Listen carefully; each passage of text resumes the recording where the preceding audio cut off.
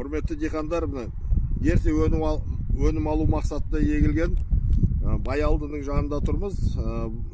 Бұлайша айтқанда баклажан. Енді бұлар ерте егілгендіктен ерте көктемде ауа райы құбылмалы болып келеді. Салқындап кетеді, бірден ысып кетеді.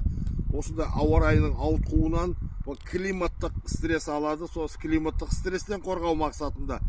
Және де егіннің жауы саналатын зиянкес жәндіктер, ол өсімдік биті, өрмек шікене, трипс сияқты егінді, өсімдікті зақымдайтын зиянкес жәндіктерден қорғау үшін де химиялық препараттар қолғанда химиялық стресс алады. Осы стресс түрлерінен қорғау мақсатында егінді әр аптасына бір рет, 7 күнде, болмаса 10 күнінде бір рет натурамин ВСП, не болмаса амино 80 антистреске қарсы препараттарымен бүркіп шашып отсаңыздар, егіндеріңіз стресске ұрынбай, тоқтаусыз өсіп, ерте кезеңде жақсы жетіліп, бағасы қымбат кездегі ерте мол өнім береді. Сіздер осы ақпаратты пайдалана отыра аминостим болмаса натурамин ВСП препараттарын қолданып, егінде мол, ерте, сапалы өнім алып, жақсы жетістіктерге жетіңіздер.